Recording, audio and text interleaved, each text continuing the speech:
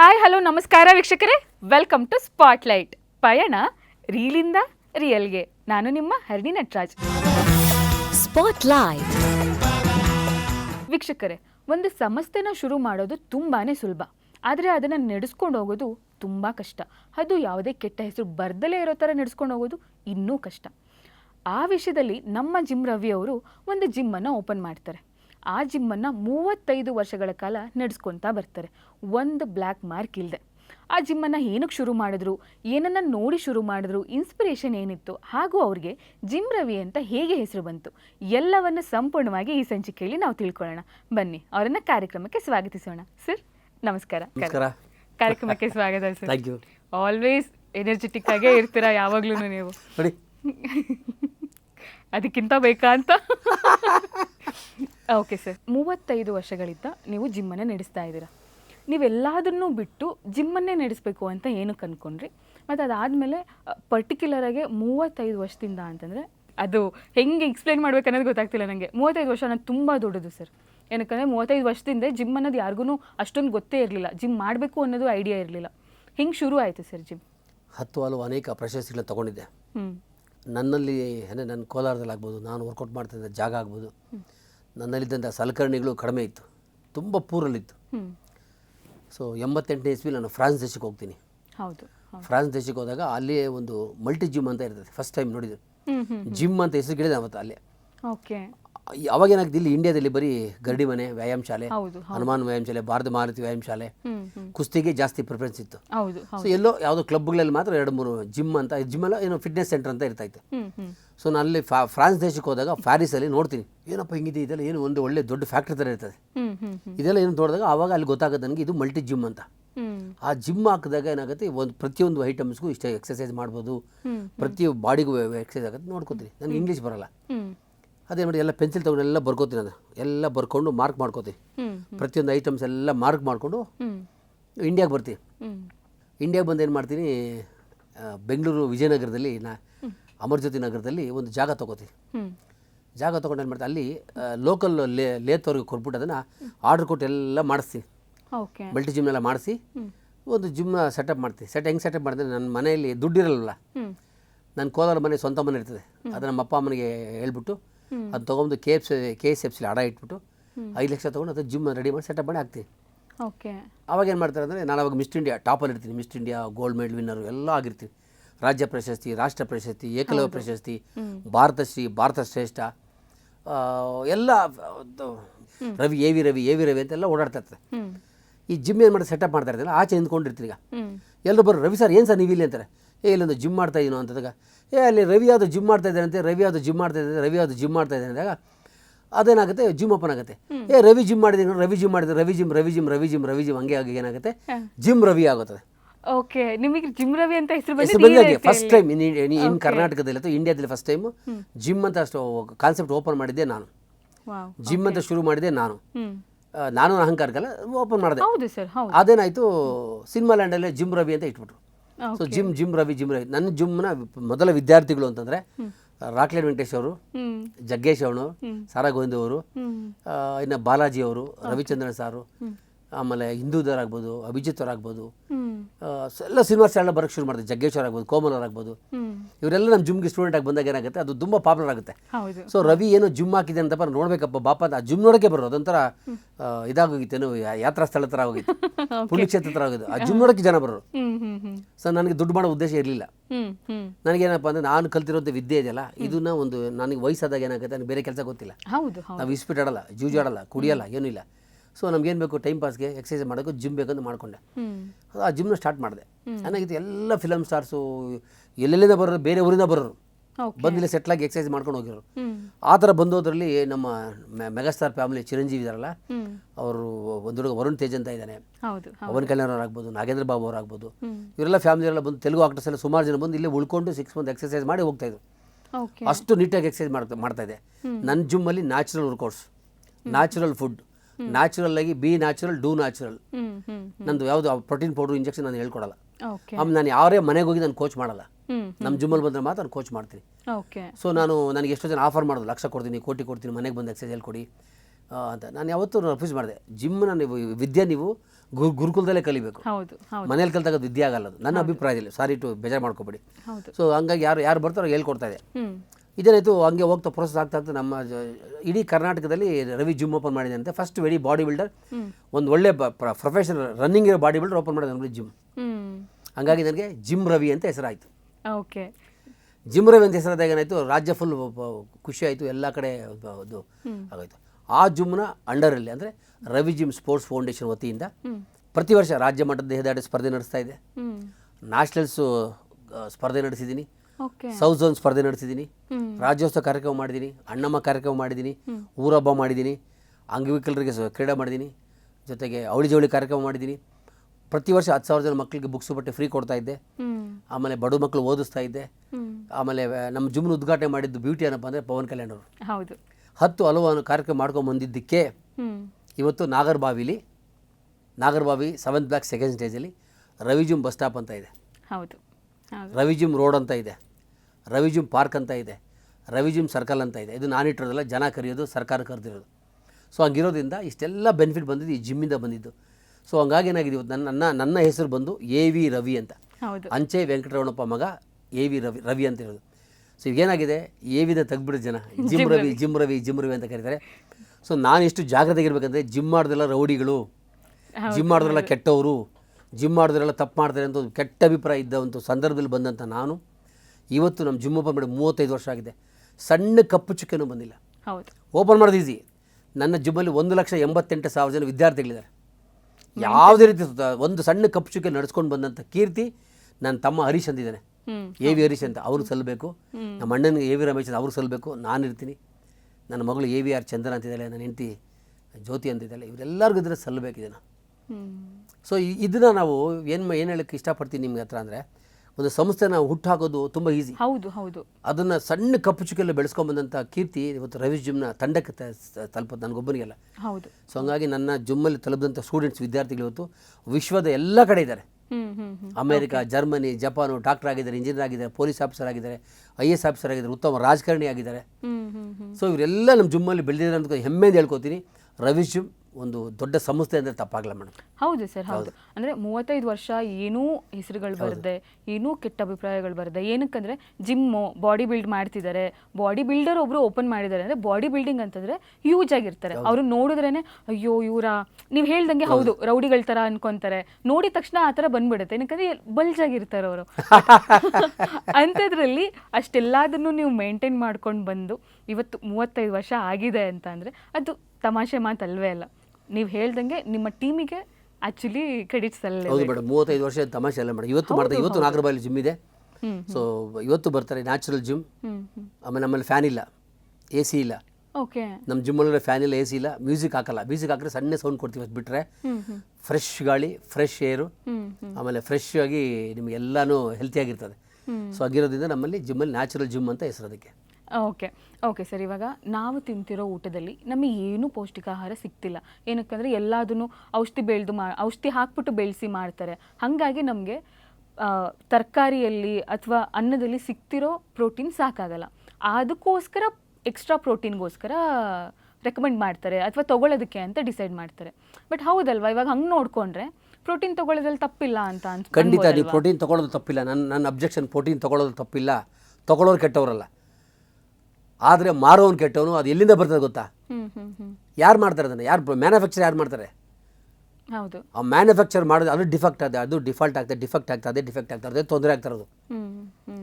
So ನಾನು ಹೇಳೋದೇನಪ್ಪ ಅಂದರೆ, ಅದೇ ಪ್ರೋಟೀನ್ ಏನು ಅಂಶಗಳು ಅದು ನೀವು ಮನೇಲೇ ಮಾಡ್ಕೊಳ್ಳಿ, ನಿಮ್ಮ ಅಮ್ಮ ಕೈಲಿ ಮಾಡಿಸಿಕೊಳ್ಳಿ, ಡಬ್ಬ ಮಾಡಿಸಿಕೊಳ್ಳಿ. ಸೊ ಯಾರೋ ಮಾಡಿರೋದು ಹೇಗೆ ತೊಗೋತೀರ ನೀವು? ಎಲ್ಲೋ ಅಮೇರಿಕಾದಲ್ಲಿ ಮಾಡಿದ್ರೆ ಇಲ್ಲಿ ತೊಗೊಂಡು ತಿಂತಾ ಇರ್ತೀರ. ಅದು ಅಮೇರಿಕಾದಲ್ಲೇ ಮಾಡಿದ್ರೆ ಹೆಂಗೆ ಗೊತ್ತಾಗುತ್ತೆ? ಹೌದು. ಸೊ ನಾನು ಕಣ್ಣಾರು ನೋಡಿದ್ದೀನಿ ಸ್ನೇಹಿತರೆ, ಒಂದು ಕಡೆ ಒಂದು ಪ್ರೋಟೀನ್ ಡಬ್ಬ 20,000 ರೂಪಾಯಿ. ಆ ಡಬ್ಬ ಓಪನ್ ಮಾಡ್ಬಿಟ್ಟು ಕೆಲವರು ಚೆಲ್ಬಿಟ್ಟು ಅದಕ್ಕೆ ಲೋಕಲ್ ಪೌಡ್ರೆಲ್ಲ ಮಿಕ್ಸ್ ಮಾಡಿ ಅದನ್ನು 4 ಡಬ್ಬ ಮಾಡ್ತಾರೆ. 20 80,000ಕ್ಕೆ ಮಾರ್ತಾರೆ. ನಾನು ಕಣ್ಣಾರು ನೋಡಿದ್ದೀನಿ. ನಾನು ಕರ್ನಾಟಕ ಜಿಮ್ ಅಂಡ್ ಫಿಟ್ನೆಸ್ ಸಂಘದ ಮಾಲೀಕದ ಅಧ್ಯಕ್ಷನಾಗಿ ನಿಮ್ಗೆಲ್ಲರಿಗೂ ಮನವಿ ಮಾಡ್ತೀನಿ ಸ್ನೇಹಿತರೆ, ನೀವೇನೇ ಮಾಡ್ಕೊಳ್ಳಿ, ನ್ಯಾಚುರಲಾಗಿ ಮಾಡ್ಕೊಳ್ಳಿ. ನೀವೇನೇ ಫುಡ್ ತಿನ್ನಿ, ಮನೇಲಿ ಊಟ ತಿನ್ನಿ. ಸೊ 6 ತಿಂಗಳು ಬೇಗ ನೀವು ಬಾಳಿಕೆ ಬರ್ತೀರಾ ಅನ್ನೋ ಮಾತನ್ನು ನಾನು ರಿಕ್ವೆಸ್ಟ್ ಮಾಡ್ಕೋತೀನಿ. ಆಮೇಲೆ ಹೇಳಿದ್ನಲ್ಲ, ನಿಮ್ಮ ಊಟ ನಿಮ್ಮ ಕೈಲಿದೆ, ನಿಮ್ಮ ಆರೋಗ್ಯ ನಿಮ್ಮ ಕೈಲಿದೆ. ನೀವೇನು ಬೇಕಾದ್ರೆ ಮಾಡಿ, ಯಾರು ಕೆಟ್ಟವರಲ್ಲ. ಪ್ರೋಟೀನ್ ಜಾಸ್ತಿ ಬೇಕಾದ್ರೆ ತೊಗೊಳ್ಳಿ. ಏನು ಬೇಕಾದ್ರೂ ತೊಗೊಳಕ್ಕೆಲ್ಲ ಮೊದಲು ಒಂದ್ಸತಿ ಡಾಕ್ಟರ್ ಹತ್ರ ಹೋಗಿ ಕನ್ಸಲ್ಟ್ ಮಾಡಿ, ಡಾಕ್ಟ್ರೆ ನಾನು ಡಾಕ್ಟರ್ ಅಲ್ಲ, ನಾನು ಜಿಮ್ ಕೋಚ್ ಅಷ್ಟೇ. ಹೌದು ಹೌದು. ಸೊ ನಾನು ಡಾಕ್ಟರ್ ಅಲ್ಲ, ಜಿಮ್ಮಲ್ಲಿರೋ ಎಲ್ಲ ಕೋಚ್ಗಳು ಡಾಕ್ಟರ್ ಅಲ್ಲ. ಸೊ ನಿಮ್ಗೆ ಏನು ಇಷ್ಟವಾಗುತ್ತೋ ತೊಗೊಳ್ಳಿ, ಊಟ ಮಾಡಿ, ನಿಮ್ಮ ಆರೋಗ್ಯ ನಿಮ್ಮ ಕೈಲಿದೆ, ಅಷ್ಟೇ ಹೇಳಕ್ಕೆ ಇಷ್ಟಪಡ್ತೀನಿ ಮೇಡಮ್. ಹೌದು. ವೆಯ್ಟ್ ಲಿಫ್ಟ್ ಮಾಡ್ತಾರೆ, ಟ್ರೈಸಿಪ್ಸು ಬೈಸಿಪ್ಸ್ಗೆ ಅಂತಲೇ ಪರ್ಟಿಕ್ಯುಲರ್ಗೆ ಎಕ್ಸಸೈಸ್ಗಳೆಲ್ಲ ಇದೆ. ಇವಾಗ ನಾವು ಹುಟ್ಟಿದಾಗ್ಲಿಂದ ನಮಗೇನು ಬೈಸಿಪ್ಸ್ ಇರಲ್ಲ, ನಾವು ಇವಾಗ್ಲೂ ಬೈಸಿಪ್ಸ್ ಏನಿರಲ್ಲ. ನಾವು ಎಕ್ಸಸೈಸ್ ಮಾಡಿ ವೆಯ್ಟ್ ಲಿಫ್ಟ್ ಮಾಡಿದಾಗ ಮಾತ್ರ ಬಲ್ಜ್ ಆಗುತ್ತೆ. ಅದು ಹೇಗೆ ಪ್ರೋಸೆಸ್ ಆಗುತ್ತೆ ಸರ್? ಹೆಂಗೆ ಅದು ಬಲ್ಜ್ ಆಗುತ್ತೆ? ಹೆಂಗೆ ಮಸಲ್ ಗ್ರೋತ್ ಹಿಂಗಾಗುತ್ತೆ? ಗ್ರೋತು ಹೆಂಗಾಗುತ್ತೆ ಅಂದಾಗ ಏನಾಗುತ್ತೆ, ನೀವು ಒಂದು ಮಸಲ್ಸ್ಗೆ ಏನಾಗುತ್ತೆ ಪರ್ಟಿಕ್ಯುಲರ್ ಆಗಿ ಒಂದು ದಿವಸ 2 ದಿವಸ ಮಾಡಿದ್ರೆ ಬರಲ್ಲ. ಹೌದು ಹೌದು ಹೌದು. ಮಿನಿಮಮ್ 6 ಮಂತ್ ಹೇಳಿದ್ರೆ 1 ಇಂಚ್ ಬೆಳಗ್ಗೆ 6 ಮಂತ್ ಬೇಕು. 6 ಮಂತ್ಸ್. ಹೌದು. 6 ಮಂತ್ ಏನಾಗುತ್ತೆ, ಸೇಮ್ ಮಸಲ್ಸ್ಗೆ ಸೇಮ್ ಎಕ್ಸಸೈಸ್ ಮಾಡ್ತಾ ಮಾಡ್ತಾ ಮಾಡ್ತಾ ಏನಾಗುತ್ತೆ, ಒಳ್ಳೆ ಊಟ ಆಹಾರ ತೊಗೊಳೋದ್ರೆ ಒಳ್ಳೆ ನಿದ್ದೆ ಮಾಡಬೇಕು. ಬರೀ ಎಕ್ಸಸೈಸ್ ಮಾಡಿದ್ರೆ ಬಾಡಿ ಬರಲ್ಲ. ಹೌದು ಹೌದು. ಎಕ್ಸಸೈಸ್ ಮಾಡಿದಾಗ ನಿದ್ದೆ ಮಾಡಬೇಕು. ನಿದ್ದೆ ವೆರಿ ವೆರಿ ಇಂಪಾರ್ಟೆಂಟ್. ನಿದ್ದೆ ಆದ್ಮೇಲೆ ಊಟ ಮಾಡಬೇಕು. ನಿದ್ದೆ ಊಟ ಎರಡು ಮಾಡಿದಾಗ ಏನಾಗುತ್ತೆ, ಮಸಲ್ಸ್ಗೆ ಎಕ್ಸಸೈಸ್ ಮಾಡಿದಾಗ ಏನಾಗುತ್ತೆ, ಮಸಲ್ ಗ್ರೋತ್ ಆಗುತ್ತೆ. ಆ ಜಾಗದಲ್ಲಿ ಹಂಗೆ ಪಂಪ್ ಆಗಿ, ಇವಾಗ ಹೊಡೆದಾಗ ಇಲ್ಲಿ ಮಾರ್ಕ್ ಆಗುತ್ತೆ ಗೊತ್ತಾ ನಿಮಗೆ? ಹೊಡಿತಾ ಹಂಗೆ ಮಾರ್ಕ್ ಬೀಳ್ತದೆ. ಅದೇ ಥರ ಮಸಲ್ಸ್ ಎಲ್ಲ ಪಂಪ್ ಆಗುತ್ತೆ. ಸೊ ಇಷ್ಟೇ ಸ್ನೇಹಿತರೆ, ನೀವು ನಿಧಾನವಾಗಿ ಎಕ್ಸಸೈಸ್ ಮಾಡೋದು ಕಲಿಬೇಕು. ಇನ್ನೊಬ್ಬರಿಗೆ ಕಂಪೇರ್ ಮಾಡಬಾರ್ದು. ನಿಮ್ಮ ಜಿಮ್ಮಲ್ಲಿ ಇನ್ಯಾರಿಗೂ ಕಂಪೇರ್ ಮಾಡಬಾರ್ದು. ಅವನು 1 ವರ್ಷದಿಂದ ಮಾಡ್ತಾ ಇರ್ತಾನೆ, ಇವತ್ತು ಬೆಳಗ್ಗೆ ಹೋಗ್ತಷ್ಟು ಅವನ ಥರ ಮಾಡೋಕ್ಕಾಗಲ್ಲ. ನೀವು ಇನ್ಯಾರು 5 ವರ್ಷದಿಂದ ಮಾಡ್ತಾ ಇರ್ತಾರೆ, 1 ವರ್ಷ ಮಾಡಿ ಅವನು ಕಂಪೇರ್ ಮಾಡೋಕ್ಕಾಗಲ್ಲ. ಸೊ ಅವನ ಊಟನೇ ಬೇರೆ, ನಿಮ್ಮ ಊಟನೇ ಬೇರೆ. ನಿಮ್ಮ ಎಕ್ಸಸೈಸ್ ಮಾಡೋ ನೀವು ಯಾರನ್ನೂ ಕಂಪೇರ್ ಮಾಡ್ಕೋಬೇಡಿ. ನಿಮ್ಮ ಮನೆ ಊಟ ಮಾಡಿ, ನಿಮ್ಮ ಮನೆ ಊಟನೇ ಮದ್ದು, ನಿಮ್ಮ ಮನೆ ಊಟನೇ ಇದು. ಜೊತೆಗೆ ನಿಮ್ಮ ಜೀವನಕ್ಕೆ, ಲೈಫ್ಗೆ ಸ್ಪೋರ್ಟ್ಸ್ ಇಸ್ ದ ಮೆಡಿಸನ್. ಹೌದು ಸರ್. ಇವಾಗ ಪ್ರೆಗ್ನೆಂಟ್ ಲೇಡೀಸ್ ಅವರು ವರ್ಕೌಟ್ ಮಾಡಬೇಕಾ ಅಥವಾ ಮಾಡಬಾರ್ದಾ?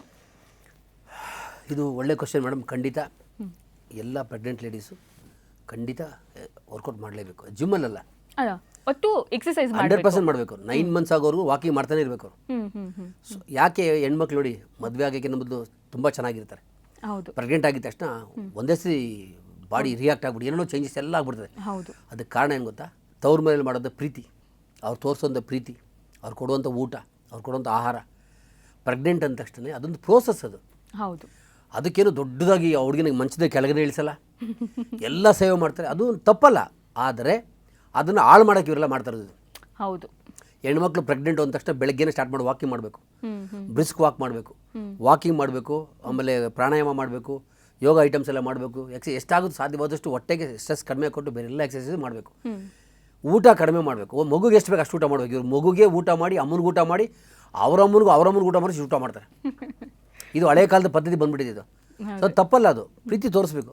ಏನಾಗುತ್ತಾ, ಮಗು ಮೇಲೆ ಪರಿಣಾಮ ಎಷ್ಟು ಬೇಕು ಅಷ್ಟನ್ನೇ ಊಟ ಮಾಡಿದಾಗ ಏನಾಗುತ್ತೆ, ತಾಯಿನೂ ಹೆಲ್ತಿ ಆಗಿರ್ತಾಳೆ, ಮಗುನೂ ಹೆಲ್ತಿ ಆಗಿರ್ತದೆ. ಅವೆಲ್ಲೇನಾಗುತ್ತಾ, ಸ್ಟ್ರೆಚಸ್ ಮಾರ್ಕ್ಸ್ ಎಲ್ಲ ಬರಲ್ಲ. ಆಮೇಲೆ ಹೆರಿಗೆ ಆದ್ಮೇಲೆ ತಾಯಿ ಹಂಗೆ ಅದೇ ಥರ ಇರ್ತಾರೆ. ತಾಯಿ ಎಲ್ಲಿ ನಡೆದ್ರೆ ಪ್ರೆಗ್ನೆಂಟ್, ಎಲ್ಲಿ ನಡೆದ್ರೆ ಸೌದೋಗ್ತಾಳೋ, ಪ್ರೆಗ್ನೆಂಟ್ ಎಲ್ಲಿ ನಡೆದ ತಕ್ಷಣ ಏನೋ ಆಗ್ಬಿಡ್ತಾಳೋ, ಅಯ್ಯೋಯ್ಯೋ ಅಂತೇಳಿ ಏನು ಮಾಡ್ತಾರೆ ಗೊತ್ತಾ, ಆ ಮಗನ ಮುದ್ದಾಗಿ ಬೆಳೆಸಿ ಊಟ ಕೊಟ್ಟು ತಿನ್ನಿಸಿ ಹಾಳು ಮಾಡಿಬಿಡ್ತಾರೆ. ಎಕ್ಸ್ಟ್ರಾ ಹೆವಿ ಕೊಲೆಸ್ಟ್ರಾಲ್ ಬೆಳ್ಕೊಂಬಿಡ್ತಾರೆ. ಸೊ ಅದಕ್ಕೆ ಏನಾಗುತ್ತೆ, ಪ್ರೆಗ್ನೆಂಟ್ ಆದವ್ರಿಗೆ ಎಲ್ಲೋ ಕೈ ಜೋಡಿಸಿ ಕೇಳ್ಕೊತಿದ್ದೀನಿ, ಎಲ್ಲರೂ ಅಷ್ಟೇ ಗಾಬರಿ ಆಗಬೇಕಾಗಿಲ್ಲ. ತಾಯಿ ಮನೆ ಊಟನ ಎಷ್ಟು ಬೇಕು ಅಷ್ಟೇ ತಿನ್ನಿ. ಪ್ರೀತಿ ಬೇಕಾದ್ರೆ ಜಾಸ್ತಿ ತೊಗೊಳ್ಳಿ, ಮಾತನ್ನು ಜಾಸ್ತಿ ತೊಗೊಳ್ಳಿ, ಅವ್ರ ಪ್ಯಾಂಪರನ್ನು ಜಾಸ್ತಿ ತೊಗೊಳ್ಳಿ, ಊಟನ ಲಿಮಿಟೆಡಾಗಿ ತೊಗೊಳ್ಳಿ, ಕ್ಯಾಲರೀಸ್ ತೊಗೊಳ್ಳಿ. ಹಾಗನ್ಬಿಟ್ಟು ನೀವು ಎಕ್ಸಸೈಸ್ ನಿಲ್ಲಿಸಬಾರ್ದು, ವ್ಯಾಯಾಮ ನಿಲ್ಲಿಸಬಾರ್ದು. ಜಿಮ್ಗೂ ಸಾಧ್ಯವಾದರೆ ಹೋಗಿ. ಜಿಮ್ಮಲ್ಲಿ ಕೆಲವೊಂದು ಐಟಮ್ಸ್ ಇದೆ, ಹೊಟ್ಟೆಗೆ ಭಾರ ಬಿಡದೆ ಇದೆಲ್ಲ ಅದನ್ನೆಲ್ಲ ಮಾಡ್ಕೊಳ್ಳಿ. 9 ಮಂತ್ಸ್ ಸ್ಟಿಲ್ ಹಾಸ್ಪಿಟ್ಲ್ಗೆ ಹೋಗೋರು ಎಕ್ಸಸೈಸ್ ಮಾಡ್ತಾ ಇರಬೇಕಾಗುತ್ತೆ. ಹೆಲ್ತಿ ಬೇಬಿ ಹುಟ್ಟುತ್ತೆ, ತಾಯಿನೂ ಹೆಲ್ತಿ ಆಗಿರ್ತಾಳೆ, ಹೆರಿಗೆನೂ ಈಸಿಯಾಗಿ ಆಗುತ್ತೆ, ನಾರ್ಮಲ್ ಡೆಲಿವರಿ ಆಗುತ್ತೆ. ಅವಾಗ ಇಲ್ಲೇನು ಮಾಡ್ತಾರೆ, ಪ್ರೆಗ್ನೆಂಟು ಮಗಳು ಅಂದ ತಕ್ಷಣ ಸ್ಟಾರ್ಟ್ ಆಗುತ್ತೆ. ಅಯ್ಯೋಯ್ಯೋ ಮಗಳು ಪ್ರೆಗ್ನೆಂಟು ಸಾಕು ತಿನ್ನು ಕುಯ್ ನಡಿಬೇಡ, ಅಯ್ಯೋ ಏನು ಆಕಾಶ ಭೂಮಿ ಬಿದ್ದದಂಗೆ. ಬೆಳಗ್ಗೆ ಎದ್ದ ತಕ್ಷಣ ನೀವು ತಾಯಿದವಳೆ ಅನ್ನೋದು ವಾಕಿಂಗ್ ಮಾಡಿಸ್ಬೇಕು, ವಾಕಿಂಗ್ ಮಾಡು ಅಂತ. ವಾಕಿಂಗ್ ಮಾಡಿಸ್ಬೇಕು, ನಗಿಸ್ತಾ ಇರಬೇಕು, ಒಳ್ಳೊಳ್ಳೆ ಕಥೆ ಕೇಳಿಸ್ಕೋಬೇಕು, ಬಾಡಿ ಫುಲ್ ಆಕ್ಟಿವ್ ಇರಬೇಕು. Okay sir. ಇವಾಗ ನಾವು ಮಗು ಹುಟ್ಟೋದಕ್ಕಿಂತ ಮುಂಚೆ ಮಾತಾಡ್ತಾ ಇದ್ವಿ. ಮಗು ಹುಟ್ಟಾದ್ಮೇಲೆ ತುಂಬ ಚೇಂಜಸ್ ಇರುತ್ತೆ ಬಾಡಿಯಲ್ಲಿ. ಇವಾಗ 6 ಮಂತ್ಸ್ ವೆಯ್ಟ್ ಮಾಡಿ ಅವರು ವೆಯ್ಟ್ ಟ್ರೈನಿಂಗ್ನ, ಏನಕ್ಕಂದರೆ ಪ್ರೆಗ್ನೆಂಟ್ ಆದಾಗ ವೆಯ್ಟ್ ಜಾಸ್ತಿ ಆಗಿರ್ತಾರೆ. ಸೊ ಆವಾಗ ಆ ವೆಯ್ಟ್ನ ಕರಗಿಸೋದಕ್ಕೆ ಏನು ಮಾಡಬೇಕು? ಇಲ್ಲ, ಏನಾಗುತ್ತೆ ಅದೇ ಬಿಫೋರ್ ಏನು ಪ್ರಿಕಾಷನ್ ತೊಗೊಂಡಿರ್ತಾರಲ್ಲ, ಊಟದ ಬಗ್ಗೆ ಪ್ರಿಕಾಷನ್ ತೊಗೊಂಡಿರ್ತಾರೆ, ಆಯಿಲ್ ಬಗ್ಗೆ, ತುಪ್ಪದ ಬಗ್ಗೆ, ಬೆಣ್ಣೆ ತುಪ್ಪ ಇವೆಲ್ಲ ಸ್ವಲ್ಪ ಕಡಿಮೆ ಮಾಡಿದಾಗ ಏನಾಗೋದು ಗೊತ್ತಾ, ಆಫ್ಟರ್ ಪ್ರೆಗ್ನೆನ್ಸಿ ಏನಾಗುತ್ತೆ, ನಿಮಗೆ ಬಾಡಿ ವೇಟ್ ಜಾಸ್ತಿ ಆಗಿರಲ್ಲ. ಸೊ ಹೌದು, ಅದೇ ಎಫೆಕ್ಟ್ ಹಂಗೆ ಆಗೋದಲ್ವಾ. ಬಿಫೋರ್ ಏನು ಫುಡ್ ಕಡಿಮೆ ತೊಗೊಂಡಿದ್ರೆ ಅಲ್ಲಿ ಕಡಿಮೆ ಆಗುತ್ತೆ. ಅವಾಗ ಏನು ಮಾಡ್ಬೇಕಂದ್ರೆ ನೀವು ಅನ್ಬೇಕಾದ್ರೆ ಒಂದು 1 ಮಂತ್ 2 ಮಂತ್ಸ್ ಆಗಿದ್ರೆ ಆಟೋಮೆಟಿಕಲ್ ನೀವು ಮನೇಲಿ ವಾಕಿಂಗ್ ಮಾಡೋಕ್ಕೆ ಸ್ಟಾರ್ಟ್ ಮಾಡಬೇಕು, ಮನೇಲಿ ಕೈಯಲ್ಲಿ ಎಕ್ಸಸೈಸ್ ಮಾಡೋಕ್ಕೆ ಸ್ಟಾರ್ಟ್ ಮಾಡಬೇಕು, ಮನೇಲಿ ಪ್ರಾಣಾಯಾಮ ಮಾಡ್ಕೋಬೇಕು, ಮನೇಲಿ ಎಲ್ಲ ಮಾಡ್ಕೋಬೋದು. ನೀವು ಇವ್ರು ಏನು ಮಾಡ್ತಾರೆ ಗೊತ್ತು, ನಮ್ಮಲ್ಲಿ ಇಂಡಿಯನ್ಸಲ್ಲಿ ಎಸ್ಪೆಷಲಿ ಸೌತ್ ಇಂಡಿಯಲ್ಲಿ ಇವು ನಮ್ಮ ಅಕ್ಕ ತೆಗೆದು ನಾವು ಹಂಗೆ ಮಾಡಿದ್ದು, ನಾನು ಹಂಗೆ ಮಾಡ್ಕೊಡ್ತೇನೆ. ಎಲ್ಲಿಗಂದರೆ ಪ್ರೆಗ್ನೆನ್ಸಿ ಅಂದ ತಕ್ಷಣ ಅವ್ರಿಗೆ ದೇವ್ರ ಥರ ನೋಡ್ಬಿಡ್ತೀವಿ, ಅವರು ಫ್ರೀಯಾಗಿ ಬಿಡಬೇಕು. ಓಡಾಡಬೇಕು, ಅವರು ನಮಗೆ ನಗಬೇಕು, ಓಡಾಡಬೇಕು, ಖುಷಿ ಖುಷಿಯಾಗಿರಬೇಕು, ಎಲ್ಲ ಕೆಲಸ ಅವ್ರ ಕೆಲಸ ಅವರೇ ಮಾಡ್ಕೋಬೇಕು. ಅವಾಗೇನಾಗುತ್ತೆ, ಮಗು ಹೆಲ್ತಿ ಆಗಿರ್ತದೆ, ತಾಯಿನೂ ಹೆಲ್ತಿ ಆಗಿರ್ತಾಳೆ. ಆಫ್ಟರ್ ಪ್ರೆಗ್ನೆನ್ಸಿ ಅಷ್ಟೇ ತಾಯಿ ಆದವಳು ಹಂಗೆ ಇರ್ತಾಳೆ, ಹಾಳಾಗಲ್ಲ. ಹೊಟ್ಟೆ ಬರೋದು ಏನೋ ಬಾಡಿ ಬರೋದು ದಪ್ಪ ಆಗೋದು ಯಾವುದೂ ಆಗಲ್ಲ. ಓಕೆ. ಸೊ ಇದನ್ನೆರಡನ್ನೂ ಮೇಂಟೈನ್ ಮಾಡಬೇಕು. ಆವಾಗೇನಾಗುತ್ತೆ, ತಾಯಿನೂ ಹೆಲ್ತಿ ಆಗಿರ್ತಾಳೆ, ನೆಕ್ಸ್ಟು ಬೇಬಿನೂ ಹೆಲ್ತಿ ಆಗಿರ್ತದೆ. ಓಕೆ ಸರ್, ಇವಾಗ ಯೂಶುವಲ್ ಆಗಿ ಹೆಣ್ಮಕ್ಳಿಗೆ ಪೀರಿಯಡ್ಸ್ ಅಂತ ಆದಾಗ, ಮೆನ್ಸ್ಟ್ರಲ್ ಸೈಕಲ್ ಅಂತ ಆದಾಗ ತುಂಬ ಪೇನಲ್ಲಿ ಇರ್ತಾರೆ. ಆ ಟೈಮಲ್ಲಿ ವೆಯ್ಟ್ ಲಿಫ್ಟಿಂಗ್ ಎಲ್ಲ ಮಾಡ್ಬೋದಾ, ಮಾಡಬಾರ್ದಾ? ಖಂಡಿತ ಆವಾಗ ಮಾಡಬಾರ್ದು. ಓಕೆ. ಖಂಡಿತ ಮಾಡಬಾರ್ದು. ಅದು ದೇವರು 5 ಡೇಸ್ ಪ್ರೋಸೆಸ್ ಮಾಡಿರ್ತಾರೆ. ಹೌದು. ನಾವು ಅದನ್ನು ಗೌರವ ಕೊಡಲೇಬೇಕು, ಅದಕ್ಕೆ ನಾವು ರೆಸ್ಪೆಕ್ಟ್ ಕೊಡಲೇಬೇಕು. ಅದೇನೋ ಒಂದು ಪ್ರಕೃತಿ ನಿಯಮ, ಅದು ಪ್ರಕೃತಿನೇ ಮಾಡ್ಕೊಡ್ತಾರೆ. ಹೌದು. ಸೊ ಹಂಗಂದ ತಕ್ಷಣ ಜಿಮ್ಮೆಲ್ಲ ಮಾಡಬಾರ್ದು ಅದು ಅಂತಲ್ಲ, ವೆಯ್ಟ್ ಲಿಫ್ಟಿಂಗ್ ಎಲ್ಲ ಮಾಡಬಾರ್ದು, ಸೈಕ್ಲಿಂಗ್ ಮಾಡಬಾರ್ದು, ಜಾಸ್ತಿ ಓಡೋದೆಲ್ಲ ಮಾಡ್ಬೋದು. ಫಸ್ಟ್ ಡೇ ಬಿಟ್ಬಿಡ್ಬೇಕು. ನೆಕ್ಸ್ಟ್ 4 ಡೇಸ್ ಆರಾಮ್ ವಾಕಿಂಗ್ ಮಾಡಿಕೊಂಡು ಬೇರೆ ಫ್ರೀ ಎಕ್ಸರ್ಸೈಸ್ ಓಡಾಡ್ಕೊಂಡು ಮಾಡ್ಕೊಂಡಿದ್ರೆ ಹೆಲ್ತಿ ಆಗಿರ್ತಾರೆ. ಸೊ ಹೊಟ್ಟೆ ನೋವು ಕಡಿಮೆ ಆಗುತ್ತೆ. ಆ್ಯಕ್ಚುಲಿ ಫಸ್ಟ್ ಡೇ ಏನು ಹೊಟ್ಟೆ ನೋವು ಬಂದಿರ್ತದೆ, ನೆಕ್ಸ್ಟ್ ಡೇ ಕಡಿಮೆ ಆಗುತ್ತೆ. ಬಿಕಾಸ್ ವಾಕಿಂಗ್ ಮಾಡಿದಾಗ ಏನಾಗುತ್ತೆ, ಕಣ್ಣು ಬೇರೆ ನೋಡ್ತಾ ಇರ್ತದೆ, ಬೇರೆ ನೋಡ್ತಾರೆ, ಬೇರೆ ಆಕ್ಟಿವ್ ಆಗಿರ್ತದೆ. ಹೊಟ್ಟೆ ನೋವು ಇಷ್ಟಿರ್ತದೆ, ಬಟ್ ಕಡಿಮೆ ಆಗ್ತದೆ, ಹೋಗ್ತಾ ಕಮ್ಮಿ ಆಗ್ತಾ ಹೋಗ್ತಾರೆ. ಸೊ ಆ 5 ಡೇಸ್ ಏನಾಗುತ್ತೆ, ಮನೇಲೇ ಕೂತ್ಕೊಂಡು ಒಂಥರ ಅದಿನ್ನು ಪೇಯ್ನ್ ಜಾಸ್ತಿ ಹೋಗ್ತಾ ಇರ್ತದೆ. ಫಸ್ಟ್ ಡೇ ಸೆಕೆಂಡ್ ಡೇ ಹೋಗುತ್ತೆ, 3 ದಿವಸ ಮಾಡಬೇಕು, ಏನು ತೊಂದರೆ ಇಲ್ಲ. ಸೊ ಜಿಮ್ಗೆ ಬರ್ಬೇಕಂತಿಲ್ಲ, ನೀವೆಲ್ಲಿ ಜಾಗ ಸಿಗ್ತಿಲ್ಲ ವಾಕಿಂಗ್ ಮಾಡ್ಕೋದ್ರೆ ಆಟೋಮೆಟಿಕ್ ನೋಡಿ ಕಡಿಮೆ ಆಗುತ್ತೆ ಪೇಯ್ನ್. ಜಿಮ್ ಏನು ಅಂತ ಗೊತ್ತಿಲ್ಲದೇ ಇರೋ ಟೈಮಲ್ಲಿ ನೀವು ಕರ್ನಾಟಕಕ್ಕೆ ಜಿಮ್ಮನ್ನು ತರ್ತೀರಾ. ಆ ಟೈಮಲ್ಲಿ ಯಾವ ಮಷಿನ್ಸು ಹೆಂಗೆ ವರ್ಕ್ ಆಗುತ್ತೆ ಏನು ಅನ್ನೋದು ಕ್ಲಾರಿಟಿ ಇರಲ್ಲ. ಆ ಟೈಮಲ್ಲಿ ಜಿಮ್ಮಲ್ಲಿ ತುಂಬ ಟಫೆಸ್ಟ್ ಟೈಮ್ನ ಫೇಸ್ ಮಾಡಿರೋದು ಏನಾದರೂ ಇದೆಯಾ? ಖಂಡಿತ. ಆ ಜಿಮ್ಮೆಲ್ಲ ನಾವು ಲೇತಲ್ಲಿ ಕೂಡಿಸಿ ಮಾಡಿಸಿ ಎಲ್ಲ ಮಾಡ್ಕೊಂಬಂದು ನಾವೇ ಫಿಟ್ ಮಾಡಿ ಮಾಡಿದಾಗ ಯಾಕೆ ಅದು ಪ್ರಾಬ್ಲಮ್ ಆದರೂ ಪ್ರಾಬ್ಲಮ್ ಆಗಿಲ್ಲ ಅಂತ ಅಂದ್ಕೊಂಡೆ, ನಾನೇ ವರ್ಕೌಟ್ ಮಾಡ್ತಾ ಇದ್ದಲ್ವಾ, ಹೌದು, ನಾನು ಎಕ್ಸರ್ಸೈಸ್ ಮಾಡ್ತಿದ್ದೆ. ಸೊ ಡಿಫಾಲ್ಟ್ ಏನೋ ಇದ್ದಾಗ ಮಿಸ್ಟೇಕ್ ಇದ್ದಾಗ ನನಗೆ ಗೊತ್ತಾಗ್ಬಿಡೋದು, ಅದು ಮತ್ತೆ ರೆಡಿ ಮಾಡಿಸ್ತಾ ಇದ್ದೆ. ಸೊ ಹಂಗಿರೋದ್ರಿಂದ ನಮ್ಮ ಜಿಮ್ಮಲ್ಲಿ ಆ ಥರ ಯಾವ ಪ್ರಾಬ್ಲಮ್ ಬಂದಿಲ್ಲ. ಬಟ್ ಆದ್ರೂ ಏನು ಪ್ರಾಬ್ಲಮ್ ಬಂದು ಅದನ್ನು ಸೆಟ್ ಮಾಡ್ಕೊಂಡು ಫಾಲೋ ಮಾಡ್ಕೊಂಡು ಫೇಸ್ ಮಾಡ್ಕೊಂಡು ಹೋಗ್ತಾ ಇದ್ದೀನಿ. ಹಂಗಾಗಿ ಏನಾಗಿದೆ, ಜಿಮ್ ರವಿ ಅಂತ ಫೇಮಸ್ ಆಗಿ ಜಿಮ್ಗೆ ಫಿಕ್ಸ್ ಮಾಡಿಬಿಟ್ಟಿದ್ದಾರೆ. ಸೊ ಆ ಥರ ಏನೂ ಇಲ್ಲ. ಆಮೇಲೆ ಇವಾಗ ಬಂದಿರೋ ಎಲ್ಲ ಮಿಷನ್ಸು ಟೆಕ್ನಾಲಜಿ ತುಂಬ ಚೆನ್ನಾಗಿದೆ. ಆಮೇಲೆ ಎಲ್ಲ ಸ್ಪೋರ್ಟ್ಸು ಯಾರ್ಯಾರು ಮಾಡ್ಬೇಕು ಅಂದ್ಕೊಂಡಿದ್ರೆ, ಯಾರ್ಯಾರು ಜಿಮ್ಗೆ ಅಡಿಕ್ಟ್ ಆಗಿದ್ರೆ, ಜಿಮ್ ಯಾರು ಮಾಡಬೇಕು ಅನ್ಕೋತಾ ಇದ್ರೆ, ಸ್ನೇಹಿತರೆ ನೀವು ಯಾವುದೇ ಕಾರಣಕ್ಕೂ ಮನೆ ಒಳಗಡೆ ಜಿಮ್ ತಂದಿಟ್ಕೋಬೇಡಿ, ಮನೆ ಒಳಗಡೆ ಸೈಕಲ್ ತಂದಿಟ್ಕೋಬೇಡಿ. ಮನೆ ಒಳಗಡೆ ನೀವು ಜಿಮ್ಗೆ ಸಂಬಂಧಪಟ್ಟಂತೆ ಯಾವುದೇ ಐಟಮ್ ತಂದಿಟ್ಕೊಂಡ್ರು ಅದು 3 months 4 months ಅಷ್ಟೇ. ನೀವು ಮಾಡೋಕ್ಕಾಗಲ್ಲ, ಮಾಡೋದು ಇಲ್ಲ. ಅವ್ರು ಎಂಥ ಡೆಡಿಕೇಶನ್, ನಾನು ಮಾಡಿಬಿಡ್ತೀನಿ ಅದು ತಂದು ಖಂಡಿತ ಮಾಡೋಕ್ಕಾಗಲ್ಲ. ನಾವು ಲಕ್ಷಾಂತರ ಜನ ನೋಡ್ಬಿಟ್ಟಿದ್ದೀನಿ. ನೀವು ಒಂದು ಇನ್ಸ್ಟ್ರೂಮೆಂಟ್ ತಂದಾಗ 20,000 ರೂಪಾಯಿ ಆಗುತ್ತೆ ಅಂದ್ಕೊಂಡು ಸುಮ್ಮನೆ ಹೇಳ್ತಾರೆ. ಅದು 20,000 ರೂಪಾಯಿ ಜಿಮ್ ಕೊಟ್ಬಿಟ್ರೆ 1 ವರ್ಷ ಫ್ರೀ ಅಲ್ವ ನಿಮಗೆ? ಹೌದು. ಜಿಮ್ಮಲ್ಲಿ 1 ಕೋಟಿ ರೂಪಾಯಿ ಜಿಮ್ ಹಾಕಿರ್ತಾನೆ, 1 ಕೋಟಿ ರೂಪಾಯಿ ನಿಮಗೆ ಎಲ್ಲ ಫ್ರೀ ಆಗಿಬಿಡ್ತದೆ. ಸೊ ಜಿಮ್ಮಲ್ಲಿ ಹೋದಾಗ ನಿಮಗೆ ಎಲ್ಲ ಜನ ಇರ್ತಾರೆ, ಫ್ರೆಂಡ್ಸ್ ಇರ್ತಾರೆ, ನೋಡ್ಕೊಂಡು ನೀವು ಜಾಸ್ತಿ ಮಾಡ್ತಾರೆ, ಎನರ್ಜಿ ಬರ್ತದೆ, ಫಾರ್ಮ್ ಆಗುತ್ತೆ, ಖುಷಿ ಎಲ್ಲ ವರ್ಕೌಟ್ ಮಾಡ್ತೀರಾ. ನಿಮ್ಮದು ದುಡ್ಡಿದೆ ಅಂದ ತಕ್ಷಣ ಮನೇಲಿ ತಂದು ಜಿಮ್ ಇಟ್ಕೋತೀರಾ, 1 4 3 4 5 6 ಮುಗಿದೋಯ್ತು, ಅದ್ರ ಹಾಗೆ ಬಿಸಾಕ್ತೀರಾ. ಸೊ ಎಲ್ರಿಗೂ ಮನಿ ಮಾಡ್ಕೋತೀನಿ. ಯಾವ್ರು ಅಷ್ಟೇ ಯಾರು ಮಾಡ್ಬೇಕಂದ್ರೆ ಕ್ರೀಡೆಗಳು ಅದನ್ನೆಲ್ಲ ನೀವು ಜಿಮ್ಮಲ್ಲಿ ಮಾಡಿ. ನೀವು ಇಂಡಿವಿಜುವಲ್ ಏನು ಮಾಡೋಕ್ಕಾಗಲ್ಲ, ಮಾಡ್ತೀರಾ, ಕೌಂಟಿಂಗ್ ಡೇಸ್ ಅಷ್ಟೇ. ಹೌದು. ಓಕೆ ಸರ್, ಇವಾಗ ಯೂಶಲಿ ನಾನು ಕೇಳಿರೋದು ಏನು ಅಂತಂದರೆ, ಸಮ್ಮರಲ್ಲಿ ತುಂಬ ಬೇಗ ಬಾಡಿ ರಿಯಾಕ್ಟ್ ಆಗುತ್ತೆ, ತುಂಬ ಬೇಗ ವೆಯ್ಟ್ ಕಮ್ಮಿ ಆಗುತ್ತೆ. ಬಟ್ ವಿಂಟರಲ್ಲಿ ಅಷ್ಟು ಬೇಗ ರಿಯಾಕ್ಟ್ ಆಗಲ್ಲ, ವೆಯ್ಟ್ ಕಮ್ಮಿ ಆಗಲ್ಲ. ಇದು ನಿಜಾನಾ? ಮೇಡಮ್ ಖಂಡಿತ ಸುಳ್ಳು.